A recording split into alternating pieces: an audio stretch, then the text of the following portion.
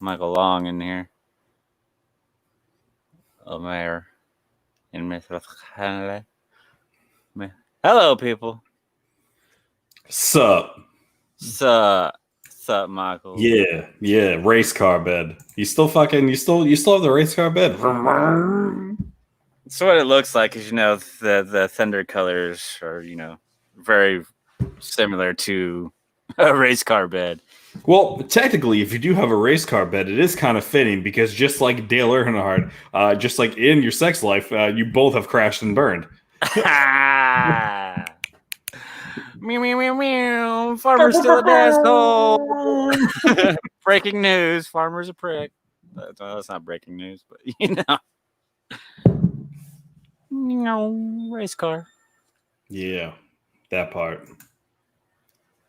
Baby, take it personal. We'll actually be recording at 10 after. We're a little late into the show, so yeah, it wouldn't. We wouldn't be rock stars if we weren't late to our own party. Right? Yeah, it is what it is. At least we're not like 30 minutes late, hour late, like some shows out there. As I swing back from, it's not because of you.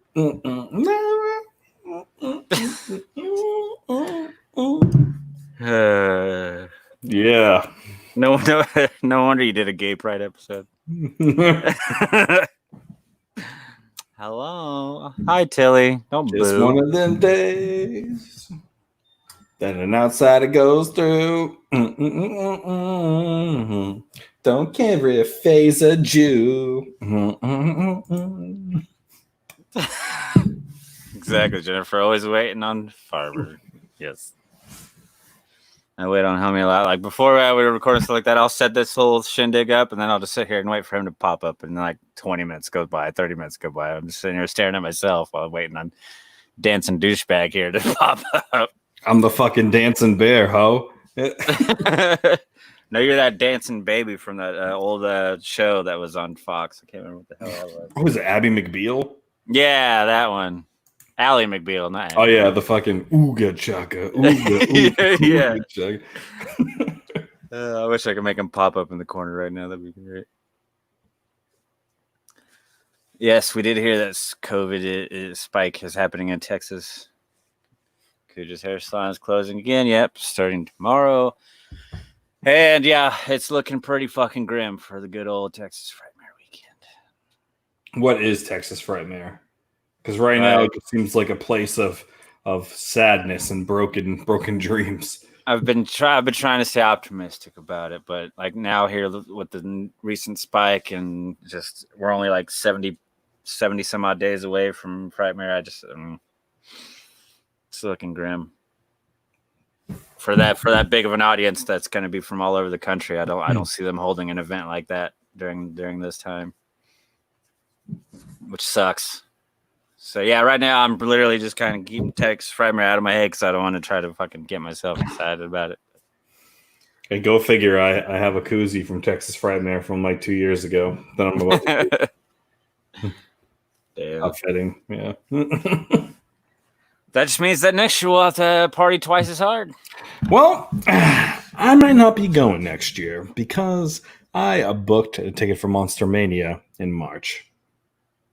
Oh yeah. Well, Frightmare's in May, so start sucking that dick and saving that money. You know what I'm saying? No, I mean, hey. hey, ho, ho. Hey. What's up, Brian? Oh shit, that sucks. It does suck. Yep. Oh, Brian, Kaba, hey, Kaba, yo. Yeah. Carbon day. If you don't know, then now you know. Where's that bitch ass Ryan? I want to shit on Ryan. Him drinking his fucking Malibu fucking coconuts. Where the fuck is he at? Yeah. I'm pretty sure that's why you were shitting on Freddy's Dead last week. Hey, Michael, do you remember that time Face said that Cronenberg was overrated? Because I sure as fuck do. Mm-hmm. I do too. You, just one of them days. 1 minute till showtime. 1 minute. Alone. Or until Farmer stops singing. One of those two. That farmer goes through. Do you have an intro for us, buddy? No. What's up, Jordan? How's it going, buddy? And thanks for that positive feedback I've been getting from people that listen to the audio portion of the show that I edited last week. I did a little different. I've been adding more, little bells and whistles to it, but not trying to do too much. And I appreciate how good reaction. My Barry White voice. Yeah, I didn't even realize that his fucking mic was off, and Farmer's got this gold. I didn't even notice until the fucking shit dropped, and somebody's like, Farmer doesn't sound right. So I was like, oh, really? Sounds like a douche to me. I see what you did there. Mm-hmm. I don't approve. No. All right, well, you ready to do this? Woosah, find your inner Kane Hodder. Hello, everyone, and welcome back to another fun-filled episode, a hellish episode from Hell and Back and Faye Goes to Hell Part 7, the race car bed story. Here we are yet again, coming on you live this time. That's disgusting.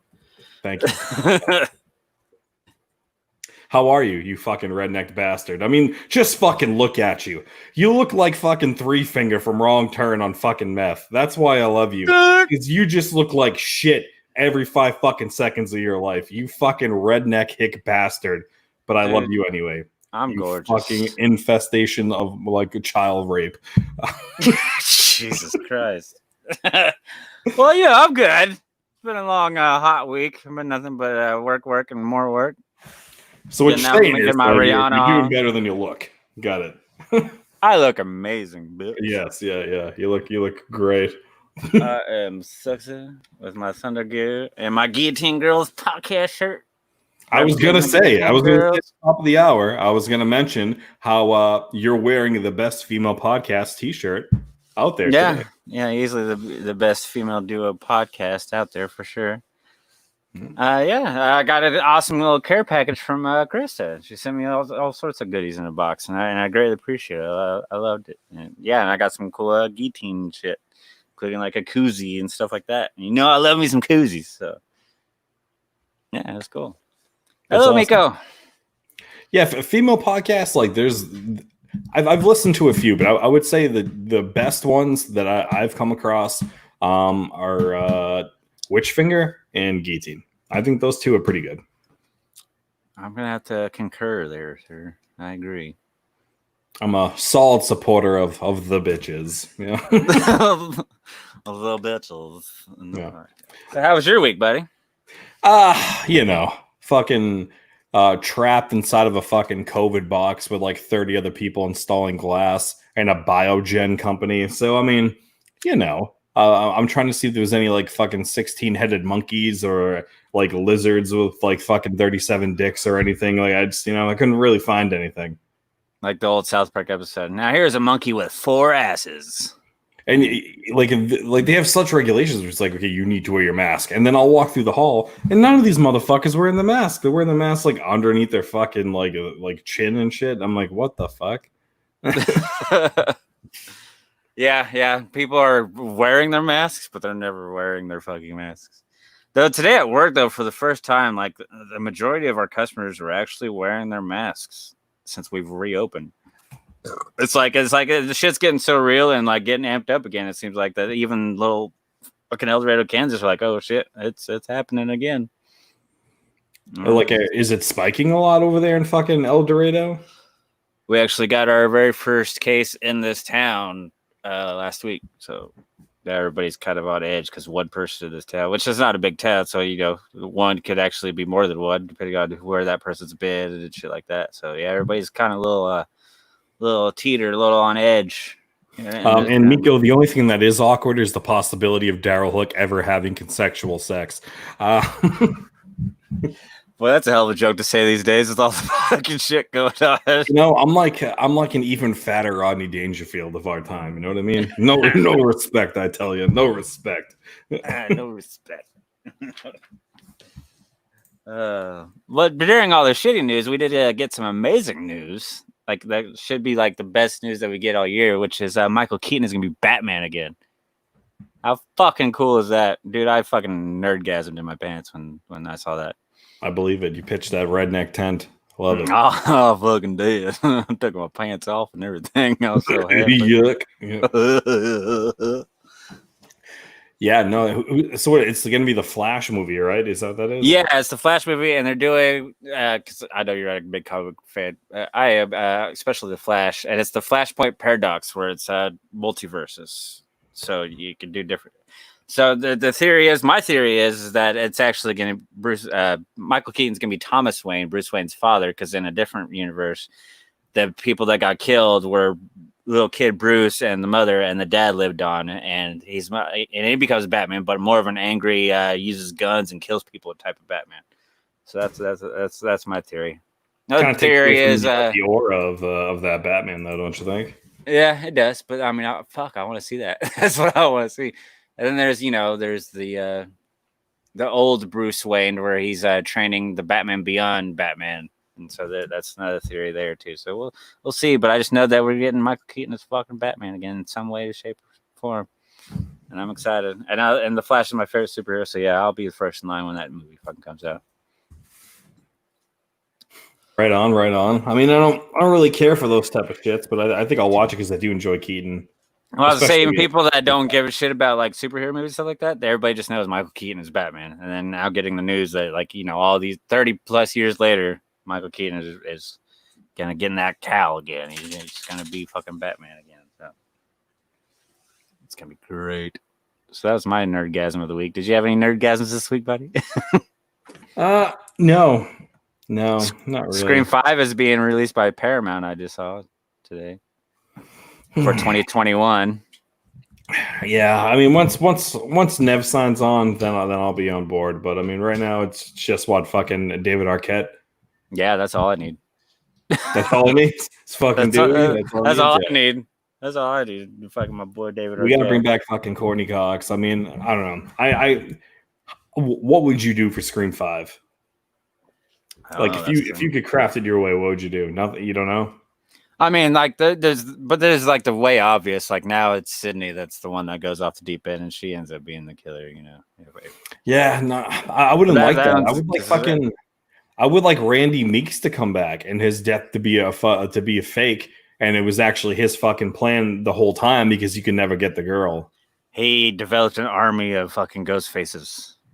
Yeah, the fucking the leader of the nerd rebellion. Yeah, no, I would. There's not 2 killers, 3 killers. There's a fucking army of them, and it's led by Jamie Kennedy. I'm deaf for that. I would like that. No, that would be my shit because he's the horror movie guy. He'd be able to orchestrate it. You know? Yeah, that's what I mean. Like he knows the fucking plan. He made the fucking VHS tape in part 3, right? Which is easily the best scene in that whole fucking movie. But yeah, I don't know. I mean, there's an idea. I don't know. But right now, all we have is Dewey. Yeah. We used to have a Dewey. Yeah, we did. We used to have a Dewey and a Nev. Smell my finger. It's my ass. Yeah. Mm. I'm not bitter. No.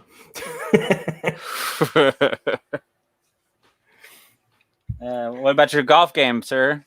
Oh, well, I got a 5 a.m. tee time tomorrow, so. Sweet. So that means an all-night rager. She can go in all drunk and sleepy. Yeah, I'll fucking drive the golf cart into the fucking pond.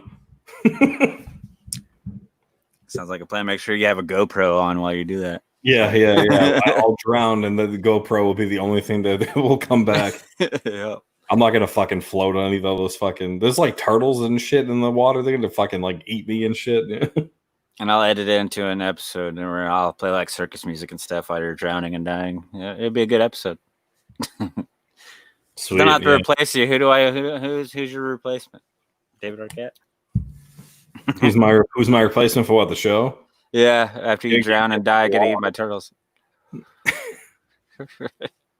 I ain't doing this on my own. I'll just Michael hang out Wong, with the shit. hear my words. If I die in a pond tomorrow, then you're gonna take my place. And the Outsiders of Horror. Yep. Technically, we should be called the Last Siders of Horror, but yeah, It's all right. It's all right. This week, it's Outsiders Go to Hell. Which tonight's features are Jason Goes to Hell and To Hell and Back, the Kane Hodder story. So it's like Hell Inception with the same guy, in and out of character. Yeah. Yeah, we're doing another documentary. Farmer busted out another documentary on us this week. You know, I just had to go for the fucking. I just had to go for it. You know, if I could be any Batman fucking villain, I would be. I'd be fucking Oswald Cobblepot. Because you like that name. I mean, yeah, you are a penguin, but that name is a fun name too. Yep. Who would you be? Two-Face. Or Mr. Freeze? Two-Face.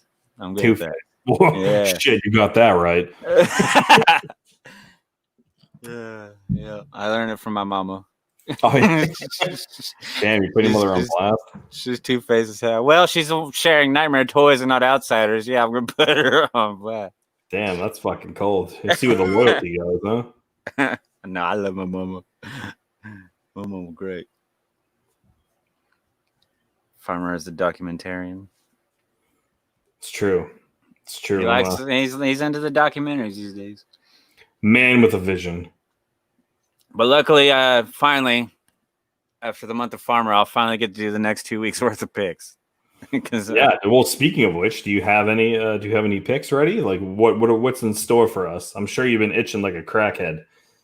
Okay. Yeah, I was gonna say for the end of the show, but I can go ahead and say it now. Give them the sneaky sneak. All right. The little sneaky sneak. Next week we are recording. We won't be live, but we are recording on Friday, July 3rd. We are going to be doing this right here: Jaws and Piranha. For a little summertime 4th of July weekend action, you know. And the original Piranha from 78, not the 3D remake that they did so many years ago. So, yeah. You heard it here first, folks. Piranha. Piranha and Jaws. Don't go in the water on the 4th of July weekend. Actually, don't even go out next weekend, 4th of July. Shoot your fireworks inside your house because COVID is real. Like fucking Cardi B said, coronavirus. Shit's getting real. Did you like Piranha 3D? I did have fun with that. I went and watched Oh, it. Jesus. Sorry. Yeah, I can't talk to you anymore. Madeline. We'll get on to her later. Yeah, no, it was Piranha 3D was cool, and then Piranha 3 Double D was also fun too. Like only in the theater though, like with the 3D glasses and shit. Watching at home though, not so much. Piranha, fucking Joe Dante. All right, I'll save my thoughts for next week.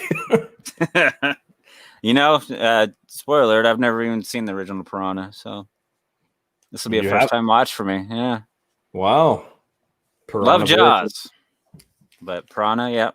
But I just, it fits. So I was like, okay, let's do Piranha. You know what grinds my gears lately, Faye? Something that set me off that I read the other day. What's that? That they're gonna remake Twister. Why? Oh yeah, that's terrible fucking news. Why shit on fucking Bill Paxton's fucking legacy there? Of him, Philip fucking Seymour Hoffman, that fucking loser from fucking the Ferris Bueller's Day Off who should have died in the pool. I mean, you had a great fucking cast here, right? Well, because as many people know, I'm okay with remakes, reboots, etc., whatever you want to fucking call them. But then there's ones that just don't need to be fucking touched, and there's nothing wrong with Twister, and it doesn't need to fucking reboot, remake, all that shit. But my thing is, since the rebooting, because Tornado Alley has shifted, it's no longer Kansas, Oklahoma, shit like that. Though we do get our fair share of tornadoes, but not near as bad as we used to. Now it's more like in the South, like Louisiana and shit. So maybe they need to relocate when they're rebooting this motherfucker. But no, I'm not. I'm not down with this. I don't. I'll wait and see what the trailer is. But right now, I'm like, nope. Did they announce Fuck any them. cast at all for it, or they just say like, No. "Oh, it's in the works"? It's in the works, you know. Right now, you know, because you know, with today's day, I mean, you can only put things in the works and talk about it, and you know, sign some dotted lines here and there. But that's about as far as you can go. I think it said what the director of fucking Top Gun 2, Maverick, is going to be the director of it. I think I read. That's it. Yeah, he's in talks for it. He's not official yet, but he's in talks for it. Grinds my gears, Faye. Grinds my gears, because that was a movie that scared the fuck out of me. Because me being from Kansas, yeah, we get tornadoes and shit. So when I saw that movie as a kid, it was a scary fucking movie for me. Did you feel like that little girl with her little dog, Gizmo, and underneath the hutch in the basement, the little hatch? Kind of, except I'm not gonna slowly wander towards the door and look at the tornado. I'm cowering in the corner and holding on for dear life. Put Miko's comment up there. Lee Twister, I'll make a movie called Titty Twister, like Sharknado, but with titties. You'd think that would be a male comment, but no, it's our friend Miko. She likes the titties. Then we could have like a sequel, The Last Tit. the last areola. Fucking how smoking hot was Jamie Gertz on Twister? Oh yeah, you of course you love her. I have to. Lost Boys. I have to. Yeah. I liked how redneck and southern she was in Twister. I gotta get off the phone. We got cows.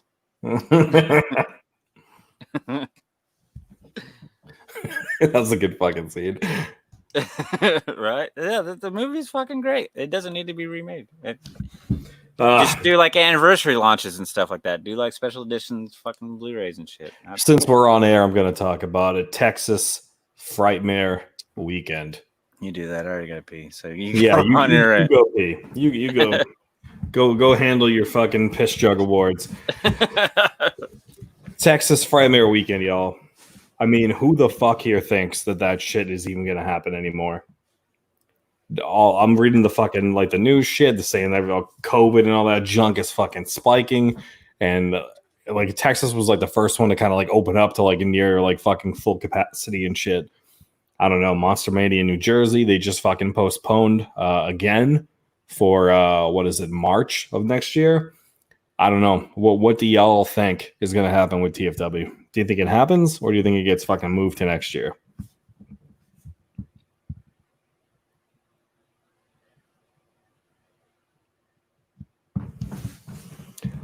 Michael Long says maybe they could film like Charles Band did the Corona Zombies.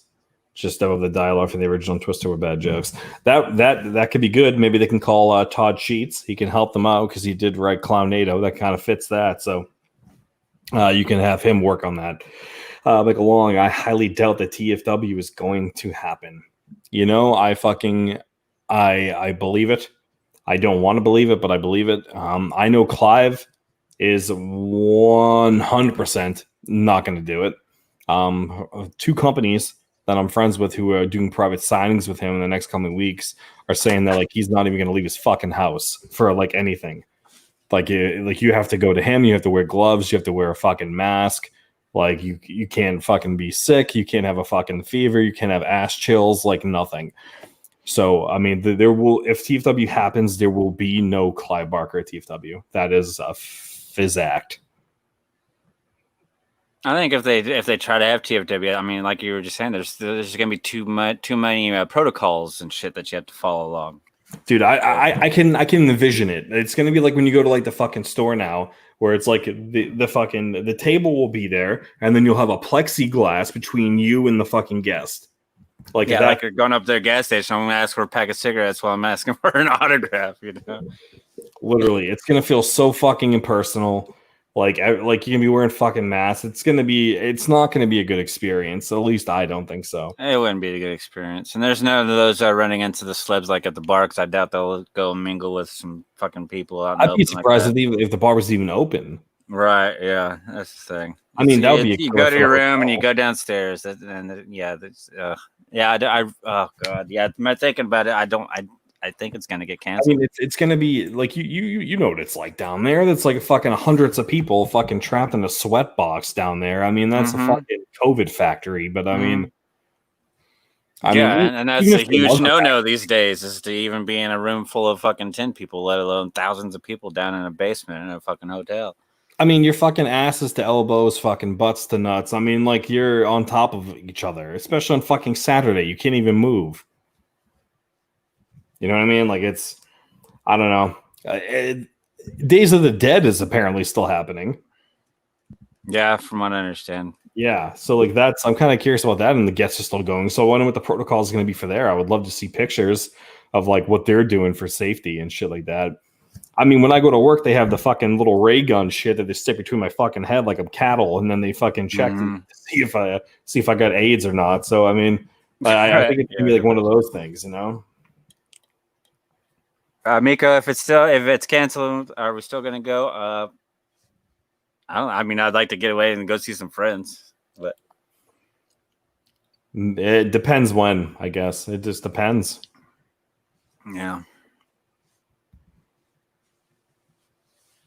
Yeah, and that's another thing too. Like kind of like Michael was talking about, like slips starting dropping off. Even if they still plan on going forward, I can easily see like half the guest list saying, "Well, no, shit's too crazy right now. There's no way I'm attending this massive convention." You know, because Texas Frightmare is easily one of the biggest, if not the biggest, horror convention every year when it comes to like people and shit like that, like the attendance. So.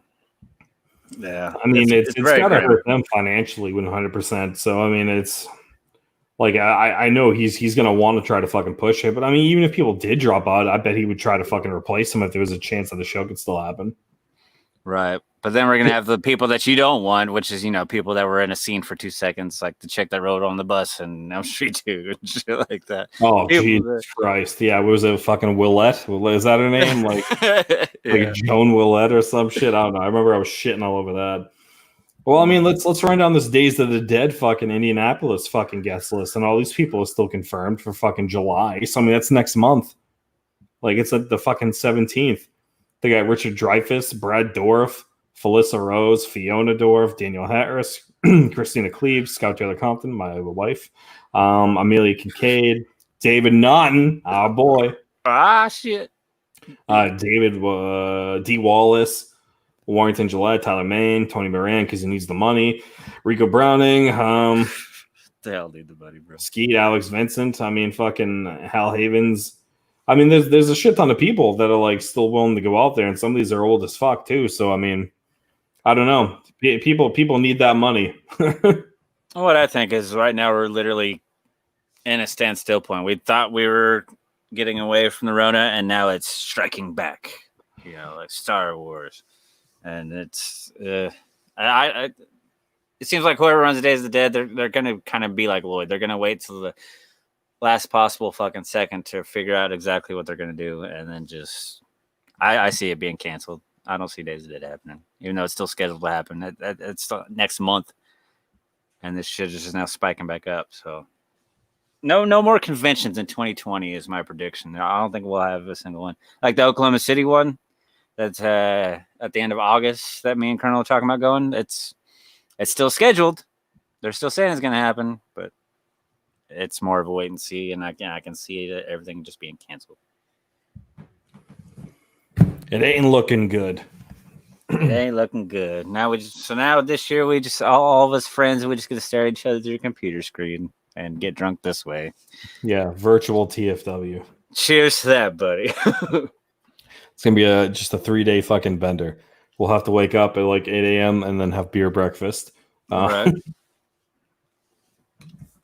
Which is fine. We'll make do. It sucks, but now 2021, hopefully we'll just be, as the kids say, lit. It'll be lit as fuck.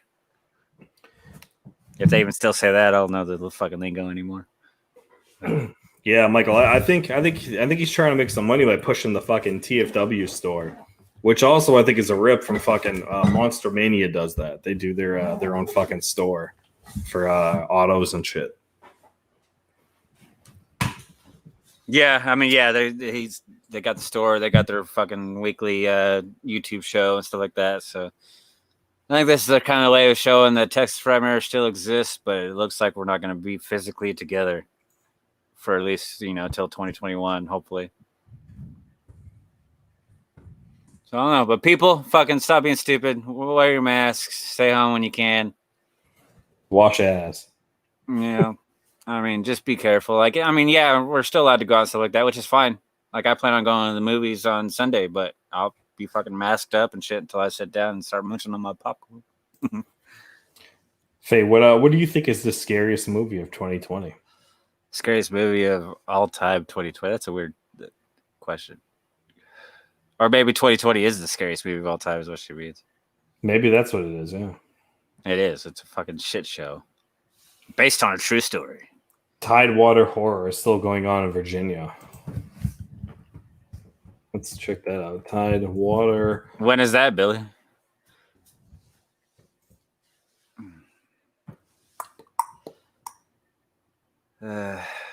Just that's about virtual hangouts. It's unfortunate. But if y'all are ever down to hang out, just message either one of us. We'll find a way. When there's a will, there's a way. Especially when there's a beer. And when there's a gay, there's a fae. Ba-dum-ch. Underwater. Horse Girl. I was a fan of Horse Girl. Anybody here watch fucking Alison Brie and Horse Girl? It was on Netflix for a little bit this year. I like Alison Brie, but I never watched that. No. There's a film called Swallow. I just want to watch it because of the title, but right. Yes, hide your wives, hide your kids. Corona raping people up in here. Yes, Michael, indeed. Hide your wife, hide your kids. Coronavirus. It's serious shit, yo. Shit's getting real. All right. Shit. Well, but for us, the show must go on because we do this virtually. So we don't have to worry about the Rona unless all of a sudden it becomes digital and all of a sudden we're having to wear masks while we're talking to microphones. It wouldn't surprise me at all. Well, Faye, I don't know if you knew this, but back in August in 1993, there was a movie that was produced by Sean Cunningham and Debbie Hancass, and it was directed by some dude named Adam Marcus. And I believe this movie was called Jason Goes to Hell, The Final Friday. We can go ahead and talk some Jason Goes to Hell, huh? Yeah, Jason Goes to Hell. So let's see what the fuck happened here. So a $3 million budget. And it grossed like 15.9 mil in the box office.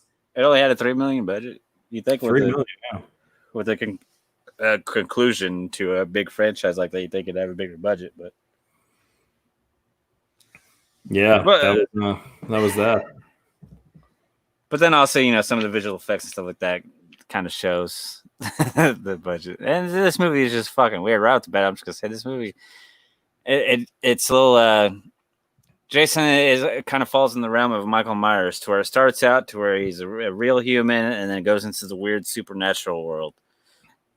To where now, when Jason goes to hell, now it's there's all of a sudden there's multiple Voorhees family members, and he needs to put himself in one, and it's all spiritual, and if you eat his heart, you turn into him or something like that, and then he pukes leeches into you. It's a fucking weird movie.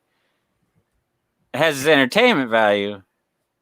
But it just doesn't go into the Jason canon, if you will. Did you know that Tony Todd auditioned for this movie? Let me guess, for Creighton Duke. Yes. I could see that. Yep. Though that character annoyed the fuck out of me. And then I went to Stephen Williams or whatever. Yeah. And then just like him making a dude in jail pay a price to get info by breaking his fingers. What the fuck is that all about? They want to fucking Heather Laurie Holden for Jessica Kimball in the movie, but then the fucking Sean Cunningham overruled them. Wow. She was in The Majestic. Fucking she was Sybil in Silent Hill. She was in The Mist. A bunch of other shit. This is the most homoerotic Friday movie. Okay. I'll explanation from that, Michael. But yeah, I'll say though the opening scene was cool, to where we think we're hanging out with just some random chick going out in the cabin, and she ends up being bait. But it's funny though, when she leaves, she's only in a towel, she's barefoot. Halfway through this, she's running through the woods. All of a sudden, she's got shoes and socks on. And then when she's standing out in the middle of nowhere, then all of a sudden she's got like house slippers on. It's fucking weird. Pay attention to that. I noticed that watching this. There's some bloopers. I did not even catch that. I'll have to rewatch that. And Miko asks myself that every week. Yeah.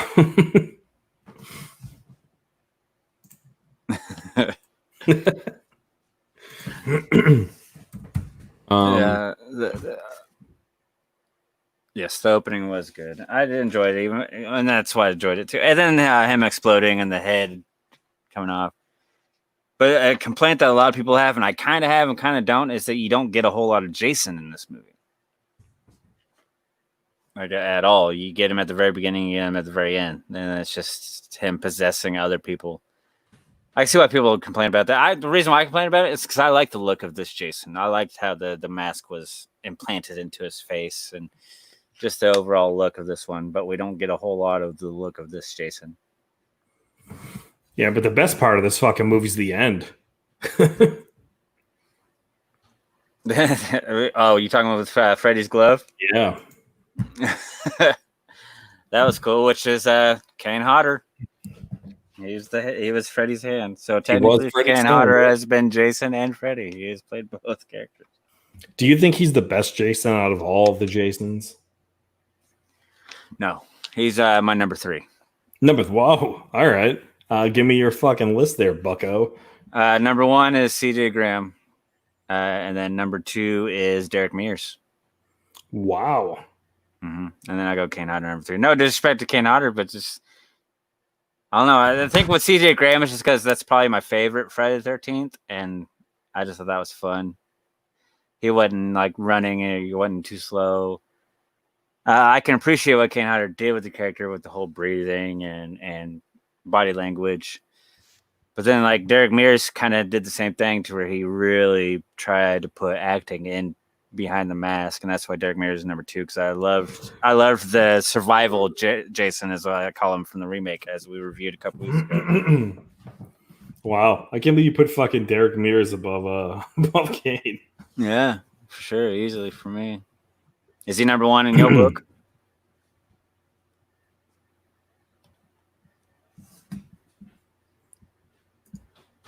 Is he number 1 with you there, Farmer? Yeah, I'd say he's number 1 for sure. I will not go stand in the corner, Miko. That's rude. Derek Mears is better. Thank you, Viegas. Yes, Kane and Derek were my faves. Yes, Derek is good. You don't have to like the remake, but Derek Mears' portrayal, though, as Jason, though, was really good. I really enjoyed it. Hi, Anissa.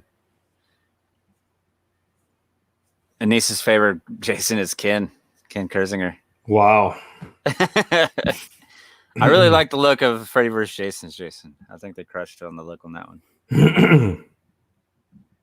Which we'll get more into the whole Ken Kersinger instead of Kane Hodder when we talk about the documentary later. But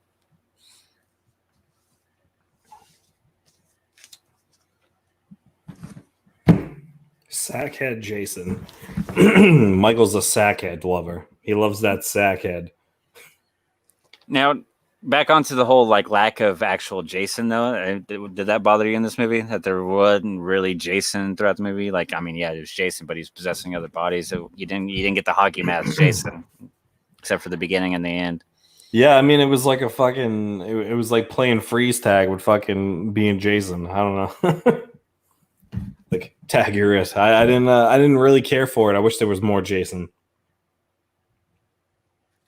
But I mean, more than anything, I just love that fucking end scene with the fucking glove, man. That made that whole fucking catastrophe of a movie worth it. That's what launched such hype for Freddy vs. Jason. But this movie was what, 93, right? 93, yeah. And we didn't get Freddy vs. Jason until 2004. So 11-year fucking hype for it. Pretty long time there, huh? Mm-hmm. because this was the first Friday the 13th with New Line Cinema instead of Paramount. That's why they were able to do that. See what you did there, Faye. But... Oh, did you just finally notice that? Yeah. Yeah, you dickhead. Yeah, that's actually a new feature now with this service. I can change your name if I want to. Great, thank you. Yeah. Coming from the guy who thought Derek Mears is better than fucking Kane Hodder. Yeah, I need a fucking PBR, and he said. So, what did you like about this movie besides the Freddy hand? That's about it. I mean, the movie fucking doesn't. I mean, you define entertaining. It has everybody's favorite quarantine buddy in it, fucking Leslie Jordan, the small little dude that's the cook in this movie. I mean, overall, I thought it was an okay film. I mean, it's not in my top 3 of my favorites, so I mean, it's up there. Like, I just thought it had the best end scene. And you're talking the very, very fucking end of it. Yeah. Also, Jack, what's up, Jack? I'm what fucking up, Jack? Straight ducking you, homie. Straight ducking you. Shit. If anyone needs graphic work, don't go to Jack because he's on retainer with the Outsiders, and we use him too much. So stay away. We need all the free openings we can get. So yeah, fuck yeah. off. Because now I have multiple ideas for Jack. If you hear me, buddy. She gave me a little sampler for new artwork, which won't be revealed until it's done, and I won't even let Farmer even know what the theme is until we record an episode and I show it to him live.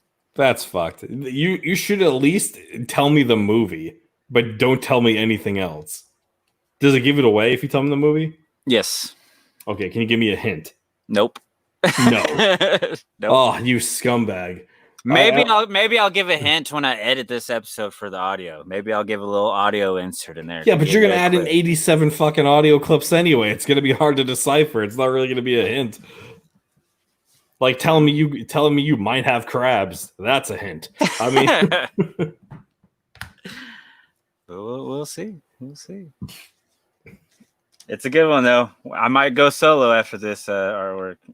Oh man. Well, if it's been like anything in our past, artwork has offended somebody and everybody. So I guess we're gonna see what Faye fucking has in store for me. Yeah, because for people that don't know, all the previous artwork that we've done, that's all been Farmer's brainchild. And he gives the ideas to Jack. Jack fucking produces shit, and we get the artwork. This is the first time I've actually got to design one.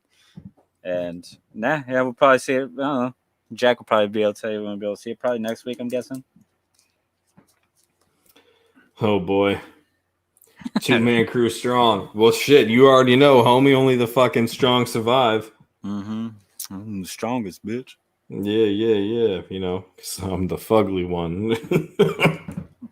All right, so you want to rate this bitch? Yeah, rate this shit. Let's move on. Yeah, because I mean, let's be honest, people. This is a shit show when it comes to the Jason franchise. It really is. The whole supernatural bullshit, and a lot of it there's a lot of open holes. It doesn't make a whole lot of sense. But I did have some fun with this movie. I thought some of it was pretty cool. So I'm gonna meet in the middle and give it a 5. Give it a 5, huh? Mm-hmm. And chat, give us your rating too while Farmer gives us his. I will say, as far as Miko goes, I will go.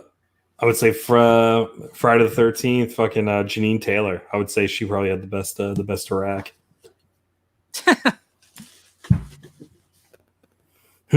Some would argue that it was the who was it? Robin from New Blood, though. Oh yeah. Two guys, one cup. Yeah, fucking Jesus. Yeah, Jack. He never told me shit.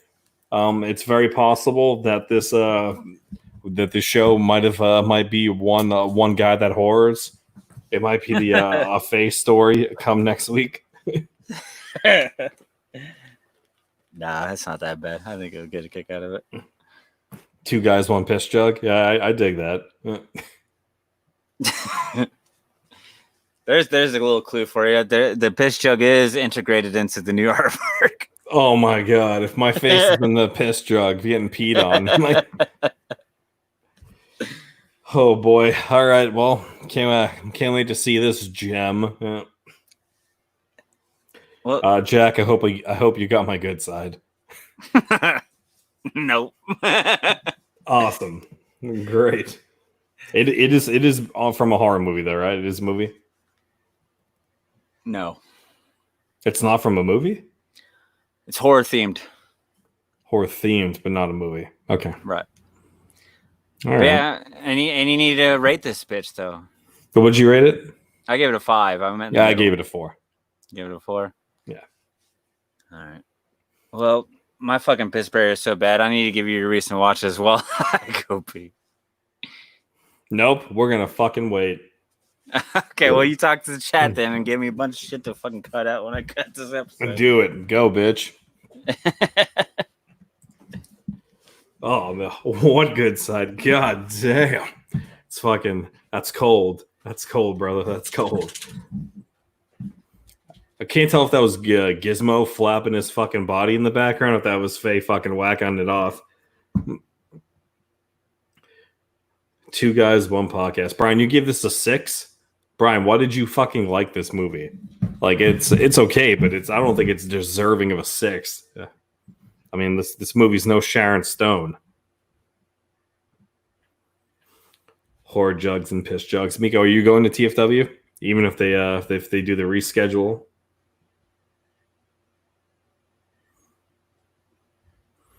No, Jack. We did not give any extra points. We should have given extra points for the boobage, though. But this fell short on the fucking totem pole of Friday the 13th movies, just like Faye falls short when he pulls out his pecker. Jack, give me a hint as to what this fucking stupid ass artwork is, because I'm very curious as to what this fucking clownfish has done. So let me know. Anissa says Miko is my roomie. Well, that's good for you.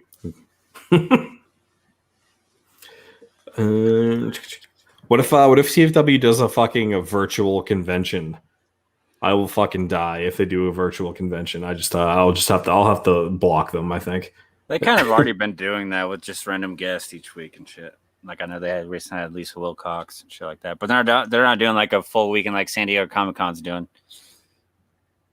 It's where it's a full week of just random panels and shit that's live on the internet.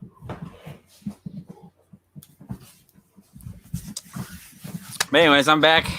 Great. Yeah, everyone was fucking wondering where you went. Nobody cared, right? So give me your fucking, what's your overrated pick of the week? Oh, that's one thing I didn't do this week. It was an overrated pick of the week. I don't have one. I was more focused on our show and tell and our recent watches. Oh, Ryan over there fucking golfing today, right? Was that true? You're out there fucking golfing in the streets? You and your fucking your par 5s taking fucking par 9s over there, buddy?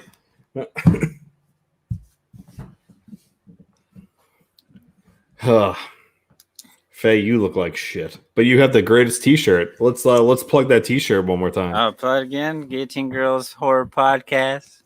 Check them out. Best female duo out there for sure. Which I'll get more into one particular person from the Guillotine Girls in a little bit. Say it again. I'll get more into one particular person from that show here. Can you make Jack's comment big on the screen, please? What, this one? Yeah. That's very like precision. Yes, Jack. I would say we're on the money at every fucking point. I can't even talk. My God, that's so funny. That's what's great, though. That's why I love how we're doing like video and audio. Like the video is the uncut rubbers, and then I'll do the audio, and I'll edit and cut out the bullshit and spice it up, add some bells and whistles. And so yeah, it just depends on what you like. Ryan, did you play 9 or 18? And then I can cut out the fucking golf bullshit between Farmer and Ryan when I cut the audio. Listen. I'm just trying to figure out, this kid's fucking golf game. Him over there with his Top Flight fucking youth edition Dick's Sporting Goods fucking starter set. I'm just trying to figure out his fucking game right here. Whatever, your fucking golf clubs come from Fisher Price. I don't know what the fuck you're talking about. I got the plastic ones. I hit plastic fucking balls. Yeah. Yeah, the little wiffle ball motherfuckers. Yeah. I got a hole in one. Yay. Oh yeah, overrated pick of the week. I don't have one. You don't have one, so you were unprepared this week. I was prepared except for this moment. Nope, you were unfucking prepared. I forgot about this moment. This segment, even though it's been a segment for fucking 67 episodes now. How the fuck did you forget? It's hard to do, man. It's hard, especially when I've already done all the ones that make people go, "How dare he?" Yeah, but there's so many more to do. It depends on my opinion. Maybe I don't find those films overrated. Do you have an overrated pick? You were supposed to take over it for it, and then you did it like for 1 week, and then you didn't do it again. Yeah, I don't know. I just realized everything I said was I just hated everything that was overrated. So therefore, everything I say is overrated. If you mean by military position, you mean like a Gomer Pyle, then you are correct. Nice. Ready or Not? I haven't seen Ready or Not yet. Vegas, so I don't. No, I'm not gonna say Kane Hodder. I can't say Kane Hodder, especially after watching the documentary. Kane Hodder is not overrated. Trying to think of something that's overrated just so I can talk some shit, but I'm kind of drawing a blank a little bit. I kind of want to say Tim Curry. You already said that before. Have I? Yeah. Yeah, you've already attempted to make your point. So yeah, obviously I'm not a huge Tim Curry fan. He's another one of those issues to where he's over worshipped. He's done good work, but overpraised. Great guy. I don't have it overrated. Why don't you give me recent watches while I think about it? All right. So my recent watches, the first movie I watched was one that I've actually already had. Was boom, The Wraith. I do love The Wraith a lot. I met Sherilyn Finn at the last Rock and Shop before they closed the fucking doors for good. I got her to sign one of my Wraith posters, so that was pretty sweet for me. I met her and I was like, ha ha ha, I'd still bang you. Right on. That middle finger I just did was for Michael Viegas. He said overrated was the OKC Thunder. Eat a dick. What would Hook say? I don't know. Probably fucking go support the next Todd Sheets venture. I watched Sorority Row. I watched fucking Sorority Row, and I remember that movie. Yeah. For some reason, I thought fucking Michelle Trachtenberg was in it, and that was the only reason I wanted to watch it. Because the thing I'm writing, I was like, because we're talking about her, like the producers are. So like that's, I was like, okay, Michelle Trachtenberg, and then I watched this whole movie. I'm like, where the fuck is this bitch? And then I realized she was in the fucking Black Christmas remake, from like 2000 or whatever the fuck. So I was like, I just watched the wrong fucking movie. Sitting there waiting, and all of a sudden the credits roll. Where the fuck is this bitch? Legit, I even rewinded. I was like, what was this, like a cameo? But I was like, God damn it, yeah. It's like I was fucking bamboozled. That's awesome. Then I watched Dark Skies with that fucking smoke show, Kerry Russell. I love Dark Skies. You seen that? It's on I know what movie you're talking about. I don't think I've seen it. Yeah, I watched it. I watched it the other night. It was actually okay. It was on fucking it's on Netflix. I watched it. I thought I was gonna hate it. I really just put it off in the background while I was writing, and then I was like, oh wow, this is actually pretty decent. It caught my attention. I couldn't write anymore. And then I watched Faye's fucking favorite family film over there is Crawl. I rewatched Crawl again. A lot of that CGI in the movie I fucking hate, man. Like obviously it's Florida, whatever the fucking, like, I don't know. I thought Twister was fucking better with their fucking like CGI than fucking Crawl was. Okay, I see what you're saying. Like the CGI, like you didn't mind CGI as long as it's done well, and it wasn't done well in this movie. Is what you're saying? Right. Yeah. But I mean, I did like the fucking little Crocs. I did like those guys. Um, and the last thing I watched was Beyond the Gates. Beyond the Gates. It's a fucking shitty little indie. Has Barbara Crampton in it, trapped in a fucking TV. Yeah. Yeah. I watched about half of that and then I turned it off. Dude, that movie is fucking boring. I mean, Yeah. obviously, the thing I'm working on is a little bit in that same little world over Right. there. Mhm. But I mean, how like it took you a fucking hour just to get something moving in that fucking movie, and it was over in like 20 minutes later. Yeah, I don't often turn off a movie in the middle of it, but that one was one of them. It was boring as shit. That was a fucking slow burn to the fullest, but it really didn't even have a successful payoff. The thing I hated the most was like, okay, like they're supposed to get trapped into the thing, but fucking it's basically the fucking house that they're in. Like, there's no fucking alternate world. The only thing that they had to switch from fucking that time back to modern was the fucking lighting. I was like, that was fucking piss poorly done. I did not like that whatsoever. And fuck Richard Brake. He would not be a good Freddy. He's a shitty ass actor. You know who's overrated? Overrated pick of the fucking week. Richard fucking Brake. That motherfucker is overrated. Fuck your stupid ass Rob Zombie fucking movies. Fucking dumpster fire. Fucking fire pits of fucking Satan's shit and piss. Fuck that.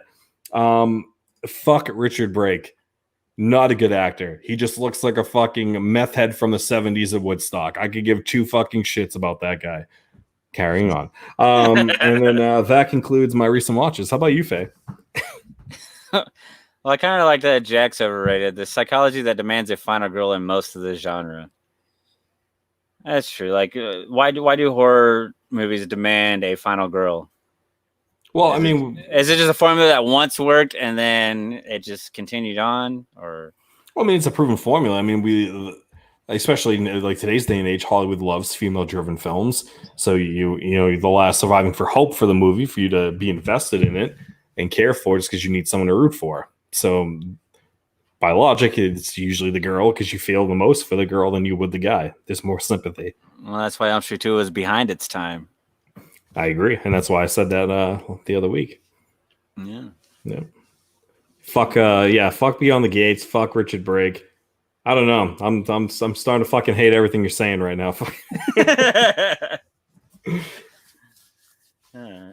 Well, my recent watches here, I did a little Father's Day Vincent binge. I got my Vinegar Syndrome package, and I watched the majority of those. I didn't watch all of them, but. So one of them was Blood Games, which is really cool. It's really it starts out a baseball game against girls that are in tiny little shorts and white t-shirts, titties bouncing all over the place against a bunch of rednecks. And then there was bets placed on the game between the two people that run the teams, and then somebody doesn't pay, so then shit starts going crazy, and then the rednecks are trying to rape the team while the dude's trying to collect his debt, and it was a crazy little fucking, like, I want to say late 80s, early 90s film. It was good, though. I was pleasantly happy. I'll say, like, because all these Vinegar Syndrome titles that I got, I was happy with all of them but one. So it was a good gamble on my part.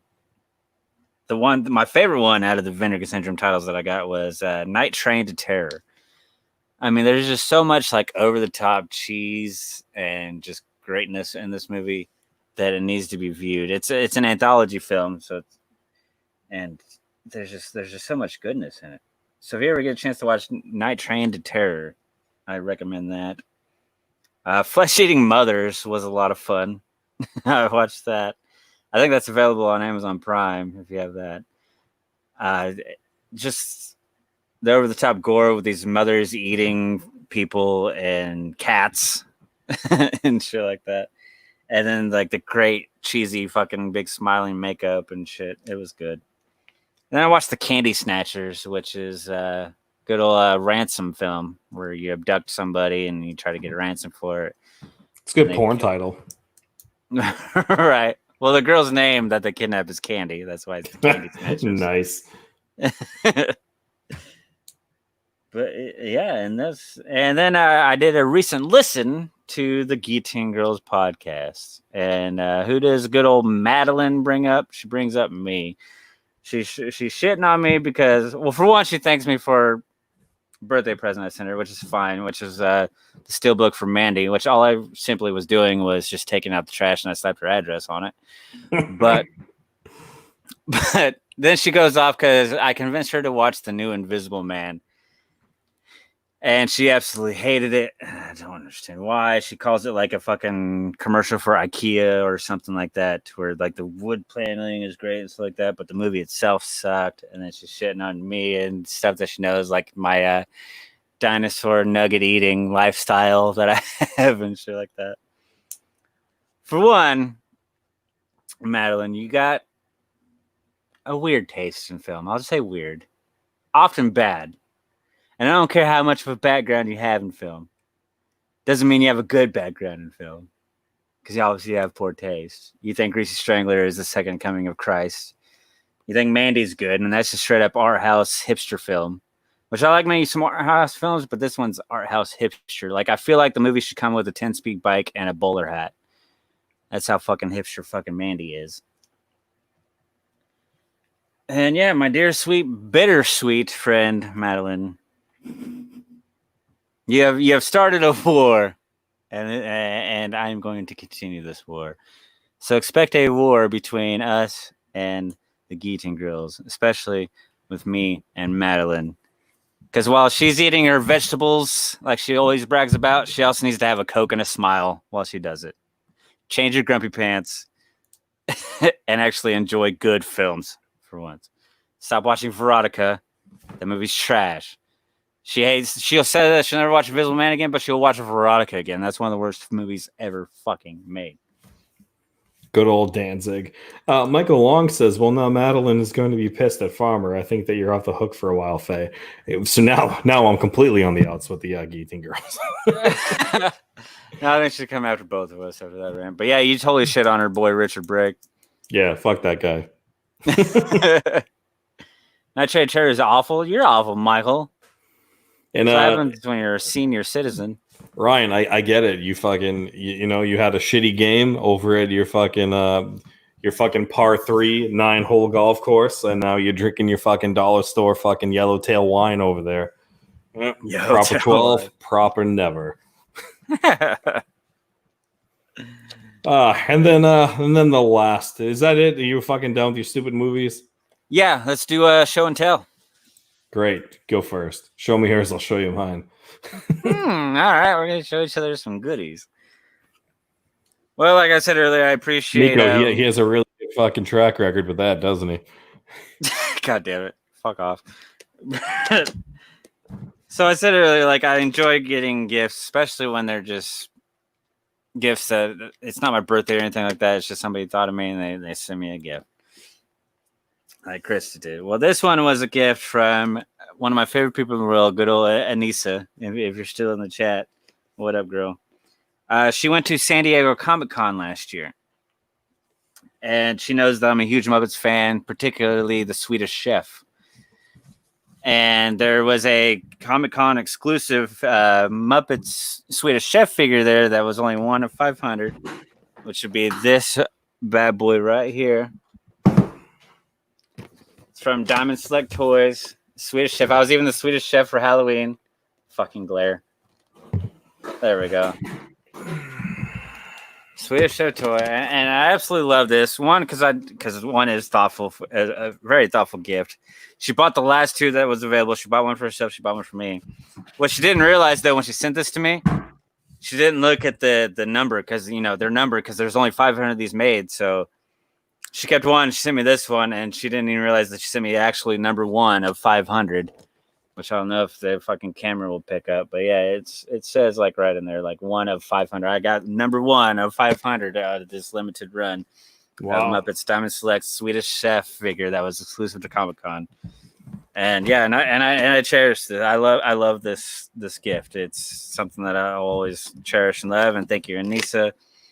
And thank you for giving me the number 1. I'm glad you didn't realize that you were sending me the number 1 of the 500. Yep, because you certainly aren't fucking number one. So yeah, that must have been an error on her part. Ah! What you got, dickhead? Well, this week I'm going to show an auto, an 8x10. Last week I showed the my Kiefer NECA figure, but this one is my fucking Kathy fucking Bates. Good old Kathy Bates. Yep, Kathy Bates from fucking Misery. It's one of my faves. One of my my new fucking additions. I love that shit. Now what? Do you love that movie, Misery? I do. I thought it was good. I wish it was more brutal. I think it could have had that possibility to be more brutal, but for what it was, I love it. But yeah.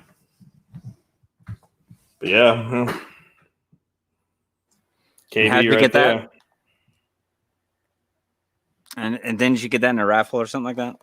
Yeah, man. I paid like $8 into a fucking raffle with like 25 other people, and I won that shit, and it's fucking authenticated and all that. So I mean, yeah, that's fucking the real deal. So yeah, the reason why my camera's off because I busted out the piss jug. Nice. So just in case everyone's wondering out there, Faye has popped out his fucking baby turtle chode, and he's over there pissing into a Mountain Dew bottle, looking at pictures of Miko. Yeah, Jack. Apparently, people fucking showed up whiffed the number one of 500 of 490 other people. So yeah, that's a show off. So now we're down to the final film. Yep. Go ahead. Give us a little fucking intro for this one.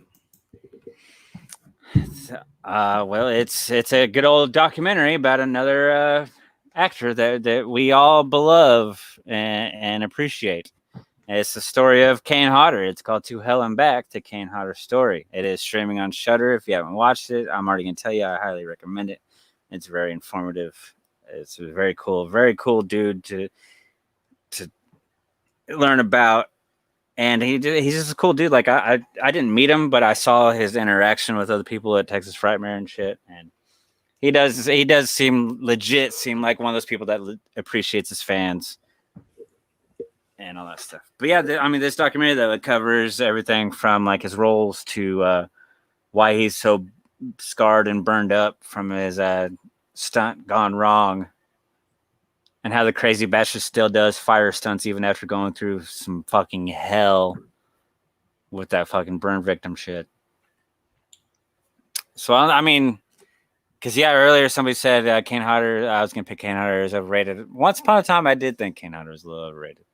But then I watched this documentary, and then I realized how much he's done for film, how much he loves film. He's not just doing it for the fucking paycheck, and how much he loves his fans.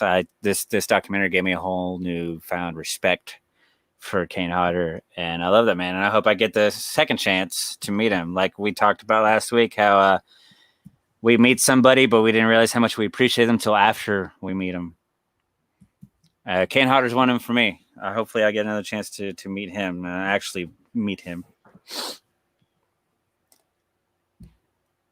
Yeah, have you met him, Farmer?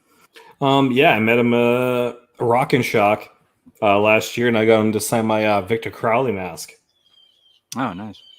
Yeah. Was it a cool interaction for you? I didn't really like. What else did we bring him? Because I was with Strang, and like Strang brought him a mask, and then Derek Mears signed at the top, and then he was shitting on Derek Mears. He was like, why the fuck is Derek Mears at the fucking sign on the biggest part of the mask? He said he was only in one fucking movie. He was shitting on him big time, yeah. Right. But as you watch the documentary, that's just what he does. He does it out of love. Like when he shits on somebody, it's not because he dislikes them. That's just him. That's his personality. Yeah. The documentary I thought was cool.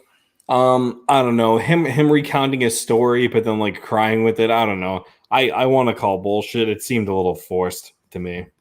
You think the Like, whole like when he's trying to talk about like his accident with the fire and him having to stop every once in a while, you thought that was a little forced? Like maybe it was more amped up for the doc or what? yeah, I think it was revved up more for the doc. I think it was made for the fucking for the viewers and the people in the fucking cheap seats. I think it was for that. I don't know. It just seemed fad, and then like the little fucking score they had over it. It just seemed so out of fucking place. Well, the reason why I disagree is because while Kane Hodder has done many roles to where you see his acting, he's not hiding behind makeup and stuff like that. He's not the greatest actor in the world, and those tears that he was, developing while he's talking about his accident and stuff like that seemed legit. Because I mean, when you hear what he went through, the hell he went through for many, many months from recovering for that, and how that can actually put an even bigger mental scar on you than the physical scars that it has on your body. I think that was legit. And I mean, obviously they kept the long pauses and stuff in the documentary just to give more of a drama to the story, which I think is good because then it makes it more gripping and it gets you more into not really feeling sorry for Kane Hodder, but just appreciating the man and feeling I guess feeling sorry for what he had to go through during that healing process, and just because that's got to be hell being a major burn victim like that. It's not like he had like a minor burn injury on his arm or anything. It was a lot of his fucking body engulfed in flames. Well, what's fucked up though was his dad not letting them give him painkillers while he was trying to heal himself. No That was fucked. painkillers during I the understand why his dad excruciating. did it though. I understand why he did it. Why is that? Because when I heard that, I was like, man, that dad's kind of a prick. Miko, I can actually, but yeah, no, it's because his dad was in the war and all the people that were injured and stuff like that. Like they put him on painkillers and then everyone got addicted to it. So I would say in that time frame, it wasn't as developed as it is now, and everyone kind of got addictions to drugs heavier back then. I get that, but damn, if I'm seeing my kid in that much fucking pain, Yeah, that's fucked up. He shouldn't just give him the fucking painkillers. The dude's fucking skin is melting off. Like, right, and they're actually having to scrape this dead skin off and shit. No, see, and there's a big topic of like suicide, and I like how he explains that where he wasn't suicidal, but he can see why people would have those suicide thoughts going through something like that, or his bullying days growing up, why a little kid would not want to live anymore because they're being bullied. Because apparently he was a bullied adult or a bullied kid back in his elementary school days, like real bad. So he had a weird upbringing. He had that huge accident, and him being as humble and as lovable as he appears to be. I don't know. I have respect for the dude. And I don't think any of it was fake for the doc. I think it was all true and heartfelt. Jack says you also avoid excessive painkillers so you don't ignore your body's warning during the healing process. I can see that, but just completely not giving any kind of pain relief whatsoever during something like that, you gotta have something. Even with some fucking aloe vera or something. I mean, come on. His dad's a stone cold killer. I mean, shit. But no, but he bounced back, obviously. And I like the segment where they talk about him choking his fans, which I hear that he doesn't get to do anymore just because there was somebody that actually got really upset about them getting choked a little too hard by Kane Hodder. So now they had to put a stop to him actually choking people for pictures and shit. Would you let him choke you? I think I did. Yeah. I'm trying to remember, but I think I did. No, that was Derek Mears. Derek Mears did it. Oh, I'm sure he's like, because I hear that Kane Hodder actually fucking grabs you. True, like, hurry up and take the picture because this motherfucker's really choking me. Which is cool. I mean, I would do that. Fuck yeah. It's Kane Hodder. He's choking me out. That's fucking great. Just be quick on the picture. Yeah. So what do you rate the doc? What do I rate the doc? Well, I like the whole he was really butthurt about Freddy vs. Jason. I really like that part too. He was really upset about that. I love it. That's so fucking. That sucks.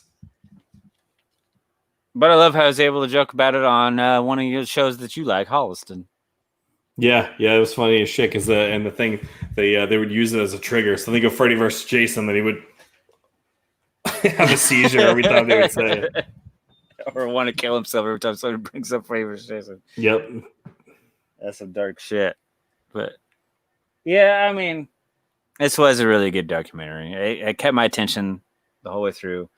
I loved how it was different stories. It wasn't all focused on his accident with the burns, kind of like Mark Patton's Scream Queen documentary that we reviewed. It was really focused on his lifestyle and the gay shit and stuff like that. I like that we got more behind the scenes for other things, like other movies, other stunts that he performed, how he got into it. It was a very informative movie. If you really want to know about Kane Hodder's career, not just like one incident that he had in his life, I do recommend it. And I give To Hell and Back, Kane Hodder story, an 8 out of 10. I give it a 7. A 7? 7. So you like Scream Queens a little more? I do. Yeah, I like Scream Queens a little more. What kind of rubbed you wrong with this one? I mean, obviously you liked it, but I don't know. I like the person's house that he fucking when he burned and shit. Why didn't he go back to the house? Like I would have used that in the doc. I think go back to kind of revisit them all these years later and shit like that. I'm never for extended cuts, but this is actually a documentary. I wouldn't mind an extended cut, get a little more in depth and into some of the stories that he has and shit. That's what I'm saying. I wouldn't have minded if it was a bit if it was longer. I think I would have liked it if it was longer. Yeah.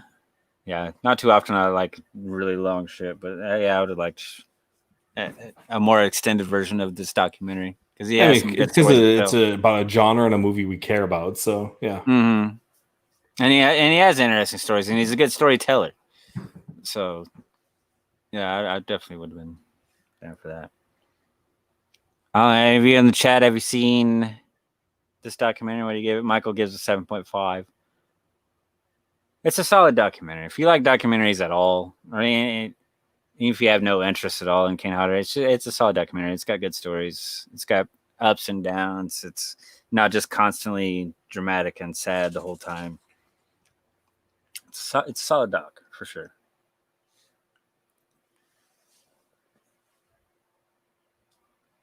Michael, you need to call him Daddy. What is going on in the chat with Miko? She's just not invited anymore to the party.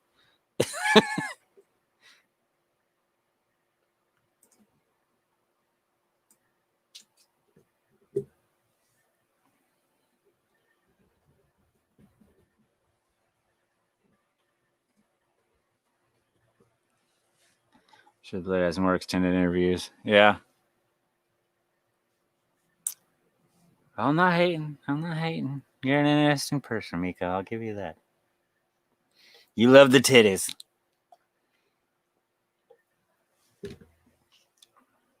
Farmer, what the fuck are you doing? You're muted, so I can't hear a goddamn thing you're saying. I'm balls deep in your mom. That's why my...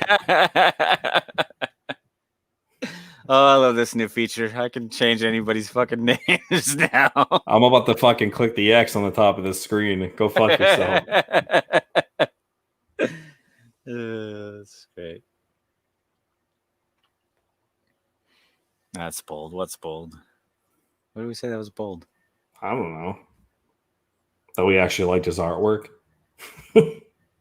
Oh, what is there a little fucking squandering between you and Jack these days? What's going on? Yeah. I guess fucking Jack didn't fucking tell me what the fuck it is you two are plotting over there. Oh, well, good. Thank you, Jack. Don't fucking give in to him. Don't give away anything. Give it away now. Yeah, don't chili pepper this shit. I gave him enough. He's even more intrigued now because it's not a horror movie. It's just horror themed. You'll like it. We'll see. All right. Well, you've been great. We've been Diver Down. Go fuck yourself. Have fun. And yeah, don't die. Yeah. Thanks everybody for tuning in. We'll see you Tune in next week when we talk Jaws and Piranha. We love y'all. Thanks for tuning in. Go fuck yourself. And don't watch Saturday Night at the Movies. You'll be bored. Good night, y'all. Love you.